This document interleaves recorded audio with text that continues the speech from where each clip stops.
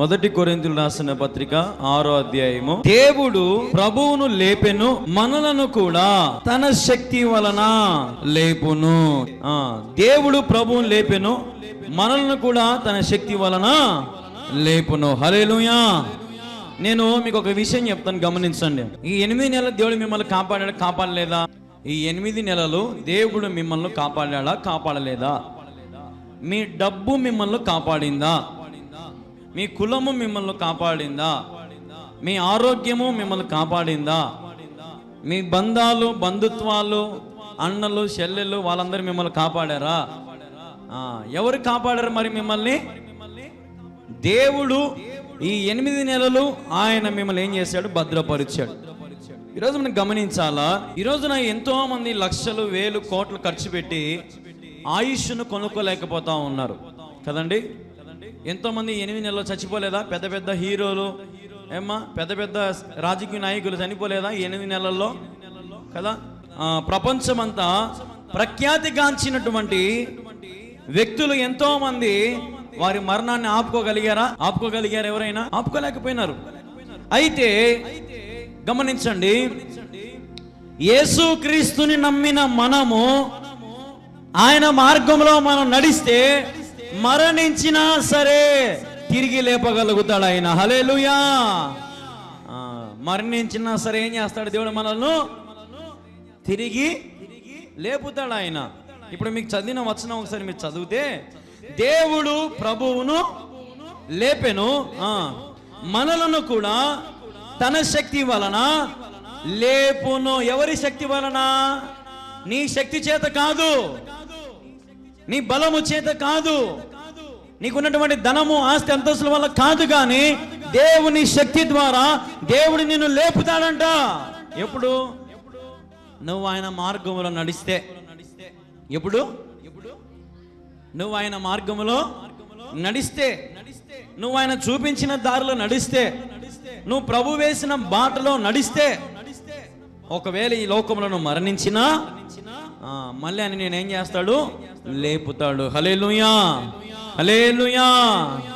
యేసయ్యని లేపాడా? లేపలేదా? తండ్రి లేపాడు. ఈరోజు నిన్ను లేపలేడా? దేవుని శక్తి వలన లేపును అని మనం వచనం గమనిస్తా ఉన్నాం. చూడండి ఒకసారి, సామెతల గ్రంథం 11వ అధ్యాయము 4వ వచనం. ఉగ్రత దినమందు ఆస్తి అక్కరకు రాదు, నీతి మరణము నుండి రక్షించును. హల్లెలూయా. ఏం రాదంట? ఆస్తి అక్కడికి రాదంట. ఎప్పుడు? ఉగ్రత దినం వచ్చినప్పుడు, అంటే నువ్వు సావుకు దగ్గర పడినప్పుడు నీ ఆస్తి నీకు అక్కరకు రాదు. హల్లెలూయా. మరి ఎవరు అక్కడికి వస్తారు? ఇప్పుడు దేవుడు అక్కడికి వస్తాడు, యేసయ్య అక్కడికి వస్తాడు. అందుకే చదవండి, నీతి మరణము నుండి రక్షించును. హల్లెలూయా. నీతి ఏం చేస్తుందంట? నువ్వు సచ్చినా సరే నిన్నేం చేస్తుందంట? నీతి రక్షిస్తుందంట. హల్లెలూయా, హల్లెలూయా, హల్లెలూయా. శిలువ మీద 2 దొంగలు ఉన్నారు. ఒక దొంగడు ఏమన్నాడు? నీవు నిజంగా క్రీస్తువు అయితే నువ్వు రక్షించుకొని నన్ను కూడా రక్షించమన్నాడు. అయితే మరొక వైపు ఉన్నటువంటి దొంగ ఏమన్నాడంటే, నీవు నిజంగా లోకరక్షకుడవు, నన్ను నీ రాజ్యములో జ్ఞాపకం చేసుకో. తన పాపాన్ని ఒప్పుకున్నాడు, నీతిని ఆశ్రయించినాడు, నీతిని బట్టి తన మరణాన్ని ఏం చేశాడు? ఇప్పుడు అతడు రక్షించబడి పరదేశంలో చేర్చబడ్డాడు. హల్లెలూయా. నేను చెప్పేది అది, అర్థమైందా? దేవుడు ఒకవేళ ఈ లోకంలో నీకు మరణం రావచ్చు. అందరికీ పుట్టిన జీవి, ఏదో ఒక సామెత కదా, పుట్టిన జీవి గిట్టక తప్పదు అని కదా. పుట్టాక మరణము తథ్యము కదా. పుట్టాక మరణం తథ్యం. కాకపోతే ఎప్పుడు వచ్చదో మనకు తెలియదు కదా. ఇప్పుడు ఉదాహరణకి తల్లి ఎప్పుడు గర్భవతి అవుతుందో మనకు తెలుసా? మనకు ఎట్ట తెలుస్తుంది? తెలుస్తుందా మనకి? నిజంగా మీరే చెప్పండి. ఇప్పుడు పెళ్ళైతానే ఇప్పుడు పలానా నెలలో నా భార్య గర్భవతి అవుతుందని ఎవరైనా చెప్పగలుగుతారా? పోనీ ఏ అత్తన్న చెప్పగలుగుతుందా? ఏ జ్యోతిష్యులు కానీ అయితే ఎవరెవరో డాక్టర్లు కానీ ఎవరైనా చెప్పగలుగుతారా? పుట్టుట ఎవరి చేతిలో ఉంది? ఆయన చేతిలో ఉంది. మరణం ఎవరి చేతిలో ఉంది? ఆయన చేతిలో ఉంది. పాతాళపు తాళము చెవులు నా దగ్గర ఉన్నాయన్నాడు ఆయన. హల్లెలూయా. మరణం నుండి నువ్వు రక్షించబడాలంటే నీతిని ఆధారము చేసుకొని నువ్వు బ్రతకాల. నీ ఆస్తి నీకు అక్కరకు ఏం రాదంట? ఏది రాదంట? ఆస్తి 10 ఎకరాల భూమి ఉంటే పరలోకానికి పోతావా? 10 ఎద్దులు ఎనుములు ఉంటే పోతావా? 10 మంది బిడ్డలు ఉంటే పోతావా? అదే ఒక చర్చి, ఒక పాస్టరు మంచి భక్తి, నీతి, యథార్థంగా భక్తి చేసుకుంటూ విశ్వాసంలో నిలకడగా ఉంటే పోతావా? పోవా? దేవుని నీతిని చూస్తాడా? నీ ఆస్తిని చూస్తాడా? నీ విశ్వాసాన్ని చూస్తాడా ఆయన? హల్లెలూయా. నువ్వు మందిరానికి ఏమి ఇచ్చావని చూస్తాడా? మందిరానికి సమయానికి వచ్చావని చూస్తాడా? నా బిడ్డ మందిరంకి వచ్చిందా లేదా, స్తుతించిందా లేదా అని గమనిస్తాడు. కానీ వచ్చేటప్పుడు కేజీ చక్కెర తెచ్చిందా, వచ్చేటప్పుడు అట్టుపనులు తెచ్చిందా, ఆయన్ని చూస్తాడా దేవుడు? చూడు. ఈ రోజున నిజంగా ఉగ్రత దినమందు ఆస్తి అక్కరకు రాదు. ఉగ్రత అంటే అర్థం ఏంటంటే డెడ్ లైన్ అంటే అర్థమైంది. డెడ్ లైన్ అంటే చివరి గడియలు, చివరి గడియల్లో, చివరి నిమిషాలలో ఎవడైనా సరే ఈ ప్రపంచంలో ఏమంటాడంటే దేవుడా నన్ను కాపాడు అని అంటాడు. హల్లెలూయా. డబ్బును చూసి చదువుతారు ఎవడన్నా? అప్పుడు అమ్మ పక్కింట్లో అంటారు, ఎంతో డబ్బు జరిగినావయ్యా, నీకుండే వైద్య, నీకుండే జబ్బుకు ఎంత డబ్బు జరిగినా ఏం ఉపయోగం లేదంట, అక్కడికి రాదంట. మనం ఎంత డబ్బు కట్టినా నువ్వు ఖచ్చితంగా ఒక నెల 10 రోజులు చచ్చిపోతావు అని చెప్తాను డాక్టర్లు. అప్పుడు ఏమంటాడు, ఎంత సంపాదించినా ఏం ప్రయోజనమే, నా ప్రాణం నేను కాపాడుకోలేకపోతున్నా కదా, దేవుడా నువ్వన్నా నన్ను కాపాడయ్యా అంటాడా? అంటాడు. ఈ రోజున మనం చదివితే ఈ సామెతలు 11వ అధ్యాయం 4వ వచనం చదివితే ఆస్తి అక్కరకు రాదు, మరి ఎవరు అక్కరకు వస్తారని చెప్తున్నా నేను మీకు. మరణం నుంచి మిమ్మల్ని రక్షించేవాడు ఎవడు? యేసయ్యే. హల్లెలూయా. యేసయ్యేని నిత్య రాజ్యానికి చేర్చగలడు. యేసయ్యని నీతిని బట్టి, ఆయన ప్రేమను బట్టి, ఆయన కృపను బట్టి, ఆయన కనికరను బట్టి ఎవరైతే ఆయన అడుగుజాడలు నడుస్తారో, ఆయన కృపను పొందుకుంటారో, ఆయన నీతిని ఆధారము చేసుకుని బ్రతుకుతారో, దేవుడు చూపించిన మార్గం నడుస్తారో వారిని దేవుడు ఖచ్చితంగా మరణం నుండి లేపుతాడు ఆయన. హల్లెలూయా. అందుకే దేవుడు కొందరు అన్నాడు, అందరూ అనలేదు ఆయన.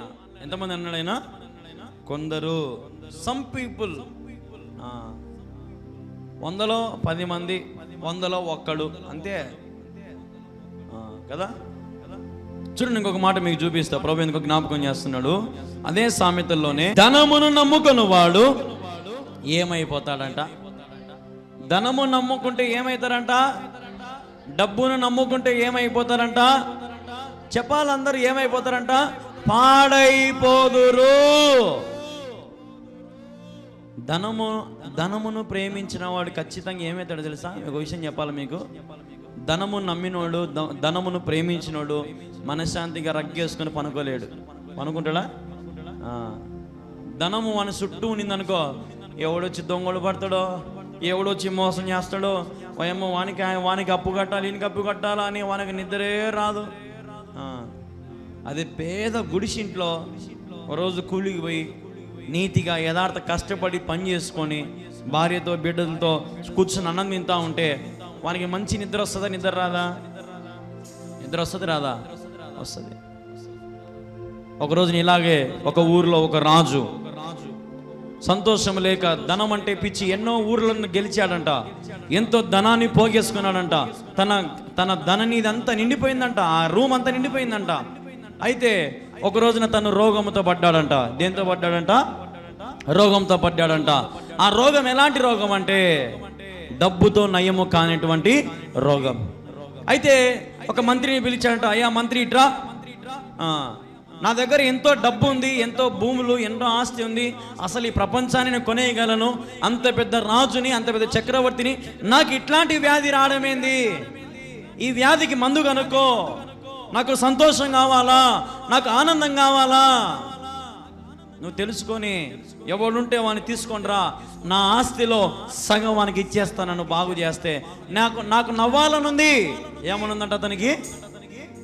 నాకు నవ్వాలనుంది, నాకు నవ్వు లేదు, నా జీవితంలో ఏడుపుతో నిండిపోయింది, నాకు నవ్వు కావాలా.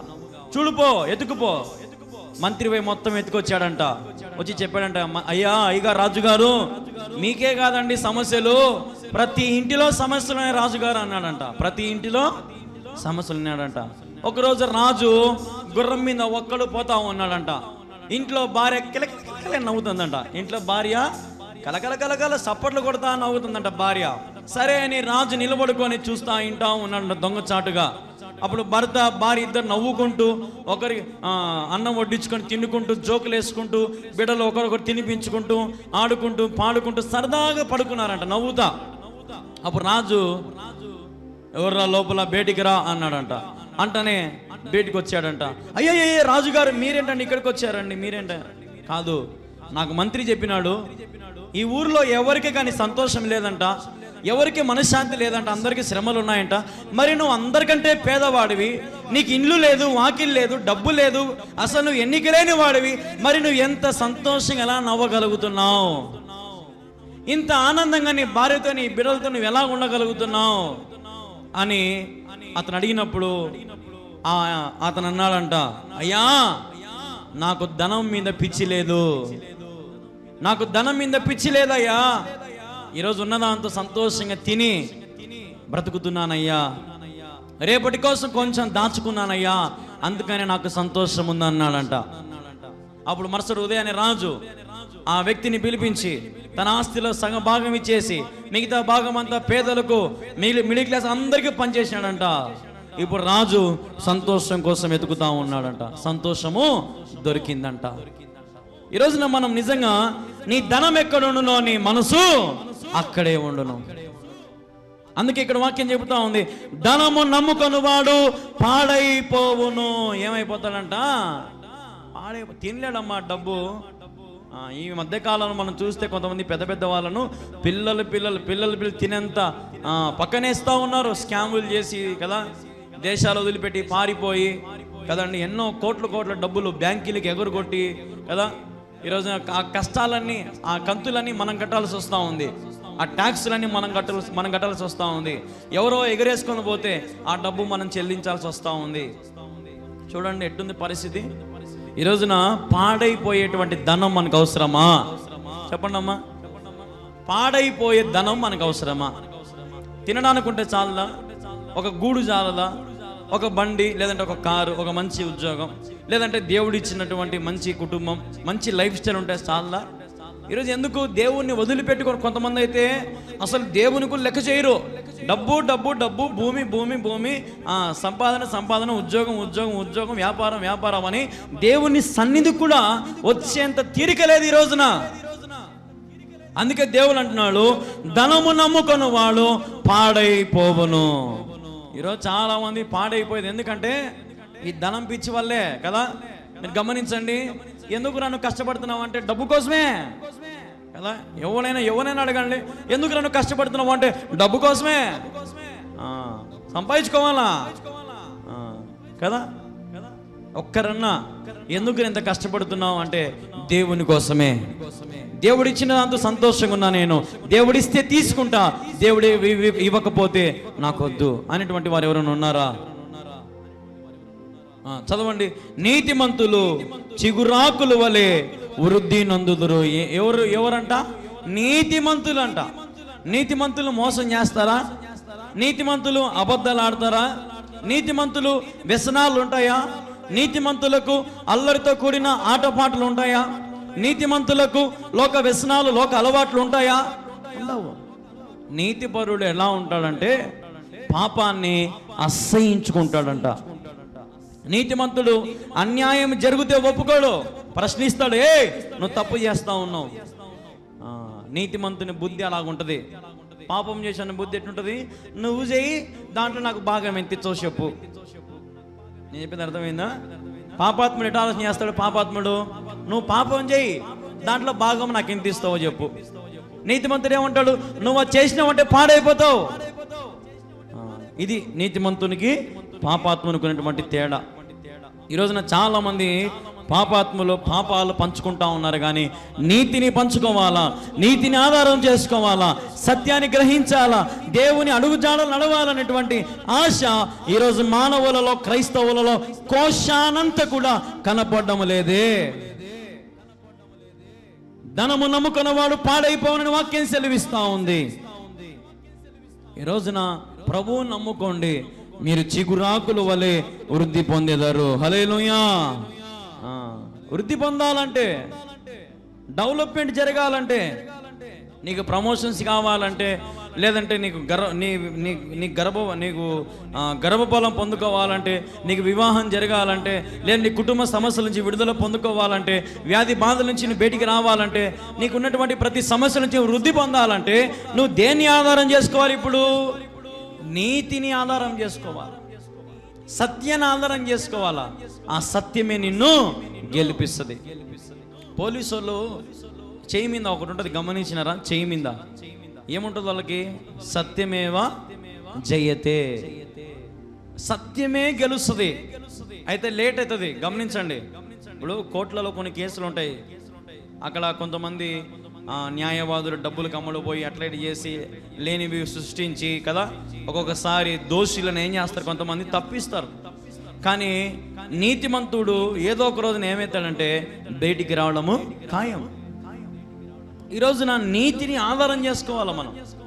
ధనమును కాదు, నీ కుటుంబాన్ని కాదు, నీ బిడ్డను కాదు, దీన్ని బట్టి కాదు, నువ్వు దేవుణ్ణి ఆధారం చేసుకొని బ్రతకాలి. చూడండి, ఇంకొక మాట చూపిస్తాను, అదే సామెత గ్రంథములోనే 15వ అధ్యాయం 16వ వచనం. నెమ్మది లేకుండా విస్తారమైన ధనముండుట కంటే యెహోవా యందలి భయభక్తులతో కూడా కొంచెము కలిగి ఉండుట. ఎంత కలిగి ఉండాలంట? ఎంత చాలంట? కొంచెం చాలంట. అబ్బో, సచ్చే కొంచెం అంటే కదా, మనం కొంచెంతో ఆడని ఉండుతుంది. అన్నంలో ప్లేటు నాకు కొంచెం పెట్టు అంటాం కదా ఫస్ట్, కొంతమంది కదా, కొంచెం పెట్టు అన్నం, బా నేను తినలేను, కొంచెం పెట్టు. పొరపాటున కూర అందుకు బాగుంది అనుకో, ఇంకొంచెం పెట్టు అంట. ఇంకొంచెం కూడా బాగుండింది అనుకో, ఏంది ఆ కొంచెమే పెట్టినవే, బాగా పెట్టుకోండి రా. ఎందుకు? అన్నీ బాగుండే, బాగా తినాలా కదా. కొంచెము కలిగి ఉండుట మేలంట. ఈరోజు నా ధనము అధికమైతే మనం దేవుని లెక్క చేయం, గుర్తుపెట్టుకోండి. భయభక్తులు కలిగి ఉంటే దేవుడు మనల్ని దీవిస్తాడు, వృద్ధి చేస్తాడు ఆయన. హల్లెలూయా. అందుకే ఆ మాట చూడండి, నెమ్మది లేకుండా, ఏమి లేకుండా ఏం చేస్తుందంటే డబ్బు నీకు నెమ్మది లేకుండా. పొద్దున్న 5కి లేచిపోతారు కదా, దేనికోసము? డబ్బు కోసమే.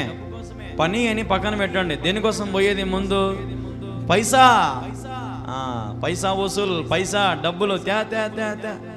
ఎంత ఇచ్చావు, ఎప్పుడు రమ్మంటావు, ఎన్ని గంటలకు పనికి వంగమంటావు, ఎన్నికి లేయమంటావు, ఎంత ఇస్తావు, అంత కూలి, ఇంత కూలి కదా.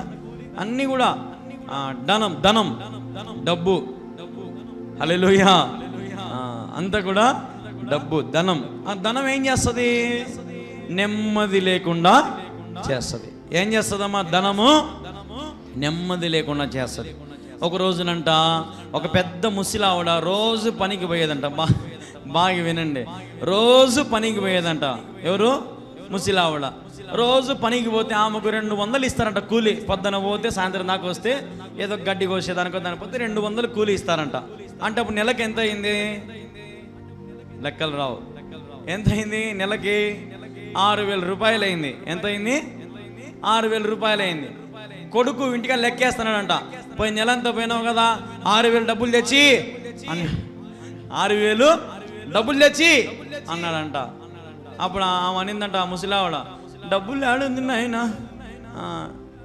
మా తరలకు అయిపోయింది, దానికి అయిపోయింది, దీనికి అయిపోయింది నాయన, తిన్నీకి అయిపోయింది నాయన. లేదు నాయన అనిందంట. సరేపా పక్కకు పోయి ఉండిపోంగా, నీ బతుకు నువ్వు బతుకోపో అన్నాడంట కదా. నెమ్మది లేకుండా డబ్బు కోసం ఎప్పుడు పోయింది ఏమా? ముసలి వయసులో పోయింది. ఇంటి పాట నుండి నిమ్మలంగా కొడుకులు కోడలు ఏదైనా చేసి పెడితే గౌరవంగా వాళ్ళకి ఏదైనా చూసుకొని ఆలన పాలన చూసుకొని పెట్టించుకొని తిందామని ఉండదు. మాటలు ఏమంటారు? నేను బతుకుంటా, నేను పనికి పోయి చేసుకుంటా, నేను పోతా, నేను చేసుకుంటా అని అంటారు. లాస్ట్కి ముసలిలో అవుతారు. ఆ డబ్బులు కాలం గడచదు, ఎవరు పట్టించుకోరు. ఇంకా ఎందుకంటే ఏమనుకుంటారంటే ఆమెకేమి రోజు పనికి పోతుంది కదా. మీరు గమనించారు ఇలాంటి మాటలు. నెమ్మది ఉండదు.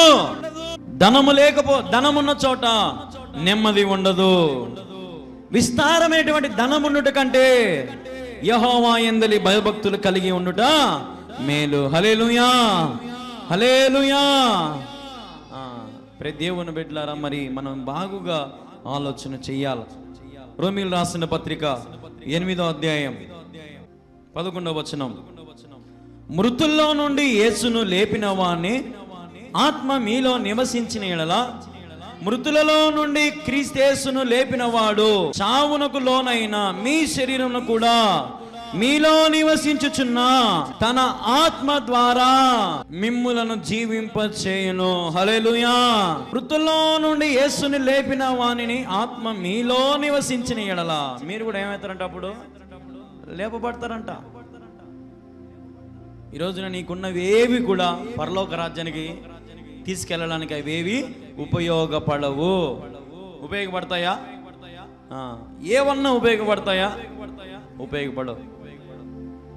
ఒక రోజునంట ఒక చర్చిలో ఒక క్రైస్తవురాలంట బాగా భక్తి చేసేదంట ఆమె. అయితే ఆమె అనిందంట, ఒరే నేను చచ్చేటప్పుడు అన్నీ తీసేయండి రా, నా ముక్కుకు మాత్రం ముక్కురాయి పెట్టండి రా అనిందంట. ముక్కుకు మాత్రం ఏముండాలంట? ఆమెకు ముక్కురాయి ఉండాలంట. అట్నే ముక్కుకు ఏమో ముక్కురాయి ఏమన్నా పరలోకాన్ని తీసుకొని పోతుందా? పోదు కదా. అందుకని చచ్చిన తర్వాత ఏముంది అని చెప్పి కోడలు పోయి పిక్కొని ముక్కుకు పెట్టుకుందంట. హల్లెలూయా, హల్లెలూయా. చచ్చిపోయినాక శవం అంతే. నీ శరీరానికి ఏమి ఉండవు ఇంకా కదా. వెలగల వస్త్రాలు ఉంటాయా? వెలగల ఆభరణాలు ఉంటాయా? అలంకరణాలు ఉంటాయా? ఏముంటాయమ్మా? ఏమే కానీ ఉండవు. ఒక్కటి ఉంటుంది నీతో పాటు. ఏం చెప్పండి? మీతో పాటు ఏముంటుంది చెప్పండి? సమాధిలో సమాధి పెట్టె ఉంటుంది అంతే. ఏముంటుంది? సమాధి పెట్టె అంతే. ఇంకా పెట్టె తప్పక ఇంకా మీతో పాటు ఏమన్నా ఉంటాయా? ఏముండవు. నిన్ను పరలోక రాజ్యానికి తీసుకెళ్లాలని దేవుడు ఎంతో ఆశపడతా ఉన్నాడు. కానీ నీవు మాత్రము నెమ్మది లేకుండా, నెమ్మది లేకుండా నీ జీవితాన్ని పాడు చేసుకుంటా ఉన్నావు. దేవునితో సమయం గడపలేకపోతా ఉన్నావు. దేవునితో ఆ అనుభూతి, ఆ సంతోషము, ఆ యొక్క మహిమను అనుభవించలేకపోతా ఉన్నావు. హల్లెలూయా, హల్లెలూయా. దేవుణ్ణి అనుభవించండి అమ్మా. యేసయ్యతో ఏం చేయాలంట? సహజీవనం అంటే అర్థం తెలుసా మీకు? డూ యు నో ద సహజీవన మీనింగ్? Living together. ఈ మధ్య హైదరాబాద్లో, బెంగళూరులో మనం గమనిస్తే పెళ్లి కాకముందే స్త్రీలు పురుషులు ఏం చేస్తారు? Living together. అంటే నువ్వు ఎట్లాంటి అనుభవం ముందు నేను తెలుసుకుంటా, నేను ఎట్లాంటిదాన్ని ముందు నువ్వు తెలుసుకో. ఒకవేళ ఇద్దరికి బాగుందనుకో పెళ్లి చేసుకుందాం. ఒకవేళ కుదరలేదనుకో నీ దారి నీది, నా దారి. అది లివింగ్ టుగెదర్ అంటే. యేసన్న గారు ఈ మాట ఎంత బాగా రాశారు. యేసయ్య నీతో సహజీవనము, నా ఆశలు తీర్చి నన్ను తృప్తిపరచితివే. హల్లెలూయా. ఆశలు తీర్చి తృప్తిపరిచిన దేవుణ్ణి వివాహం చేసుకోవాలని లేదా? ఇప్పుడు సహజీవనం చేసిన యేసయ్యతో. సహజీవనం అంటే మీకు చెప్పిన, పెళ్లి కాకముందే సహజీవనం చేస్తారు కొంతమంది నమ్మకం కోసం, ఎటో చూసుకుంటాడు అని. ఇప్పుడు మనం కూడా యేసయ్యతో సహజీవనం చేసినప్పుడు ఆయన మన ఆశలు, మన కోరికలు ఏం చేస్తాడంట? తృప్తిపరిచినప్పుడు మరి నువ్వు ఆయన ఇంకా పెళ్లి చేసుకోవాలని లేదా? వివాహం చేసుకోవాలని లేదా? ఇంకా నాకు తృప్తి లేదు, ఇంకా నాకు తృప్తి నిండలే, కడుపు నిండలే, నాకు మేడలు కావాలా, కోటలు కావాలా, నాకు అవి కావాలా, ఇవి కావాలా, ఆస్తులు కావాలా, అంతస్తులు కావాలా, డబ్బులు కావాలా. ఇయ్యా దీంట్లో నా దేవుడు తృప్తిపరిచేది. పాడనా మౌనముగానే స్తుతి కీర్తనా, చూడనా ఊరకనే నిలచి. హల్లెలూయా. పాడన స్తుతిగానము మౌనముగా ఊరక ఉండి. ఎట పాడాలంట? మౌనంగా ఉండాలంట. తృప్తిపరిచాడు ఆయన. మౌనంగా ఉండి కన్ను పెట్టుకొని ఉండి, అంతే. ఎక్స్ట్రాలు వద్దు. దేవుడు ఖచ్చితంగా ఏం చేస్తాడు? మిమ్మల్ని తృప్తిపరుస్తాడు. హల్లెలూయా. ఏం చేస్తాడని? మిమ్మల్ని తృప్తిపరిచే దేవుడు. ఇంకా మనం సహజీవనమే చేయడంలే యేసయ్యతో. కానీ మనకేమో నాకు తృప్తిని యేసయ్యా ఎట్టిస్తాడు? సహజీవనం చెయ్యి, యేసయ్యతో కలివిడిగా ఉండు, ఆయన స్వరం విను, ఆయన మాటలు నమ్ము, ఆయన యందు నమ్మకం ఉంచు. అప్పుడు నీ జీవితంలో ఏదైనా కొదవ ఉంటే నన్ను అడగొచ్చు మీరు. హల్లెలూయా, హల్లెలూయా, హల్లెలూయా. కాబట్టి ఈ రోజున నీవు మరణించిన తర్వాత తిరిగి లేపేవాడు యేసయ్యే. కాబట్టి ఈ లోకములో యేసుక్రీస్తు నమ్ముకొని ఆయన మార్గం నడిస్తే నువ్వు మరణించిన ప్రభు దగ్గరికి నువ్వు వెళ్తావు. హల్లెలూయా, హల్లెలూయా. కాబట్టి నిత్య జీవములో నిత్యానంద భరుడవు నీవు కావాలంటే, నిత్యానంద భరితుడవు నీవు కావాలంటే ఆ నిత్య జీవంలోకి నువ్వేం చేయాలి? ముందు పోవాలా. కాబట్టి నేను చెప్పేది ఏంటంటే యేసయ్యతో మనము అనుబంధం కలిగి ఉండాలా. హల్లెలూయా.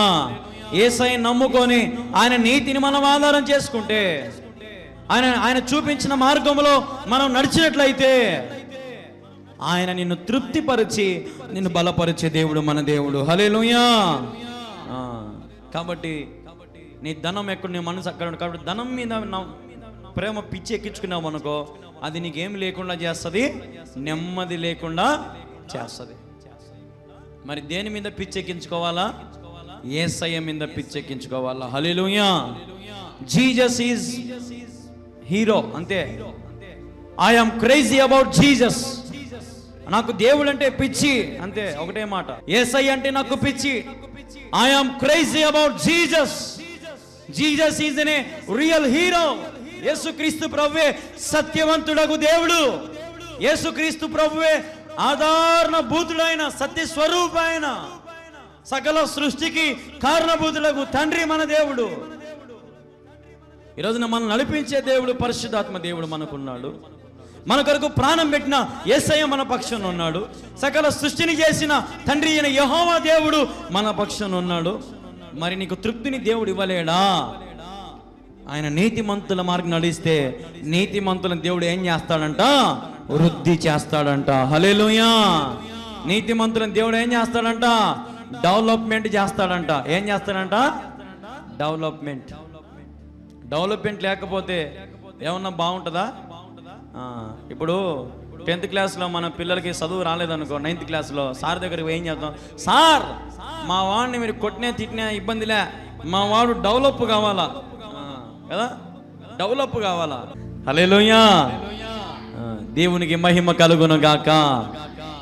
మనం గమనించినట్లయితే నిత్య జీవంలో నువ్వు వెళ్ళాలంటే ఆయన నీతి నువ్వేం చేయాలా? ఆధారం చేసుకోవాలా. ప్రభు మాటలు వింటే దేవుని బిడ్డలారా, ధనమును ఆశించక, ఆ ధనముతో నువ్వు ఆయుష్ను కొనలేవు, ఆ ధనముతో నువ్వు పరలోక రాజ్యాన్ని కొనలేవు.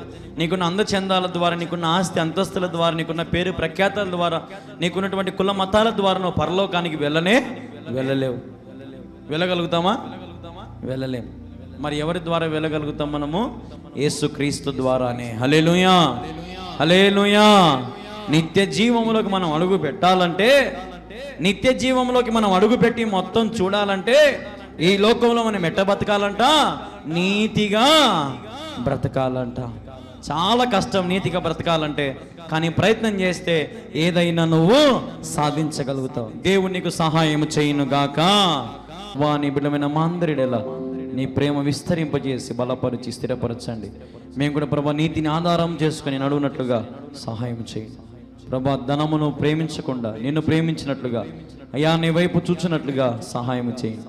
నీ రాజ్యంలోకి ప్రవేశించబడినట్లుగా సహాయం చేయండి. నీ కృప మా మీద నింపమని, విస్తారమైన దీవెనలు మా ఎడల మీరు చూపించమని వేడుకుంటూ, చేరిన వారిని, పాల్గొన్న వారందరినీ కూడా మీరే పేరు పేరున దీవించండి. వ్యాధి బాధలతో, రోగాలతో, ప్రభా అప్పుల సమస్యలతో, కుటుంబ సమస్యలతో బాధపడుతున్న వారందరికీ కూడా మీరే శాంతి, సమాధానం, నెమ్మది అనుగ్రహించమని అతి శ్రేష్టమైన యేసుక్రీస్తు నామంలో ప్రార్థించి స్తుతించి అడిగి వేడుకుంటున్నాము తండ్రి. ఆమేన్, ఆమేన్, ఆమేన్, ఆమేన్. యేసు రక్తమే జయం, ముసలి రక్తమే జయం.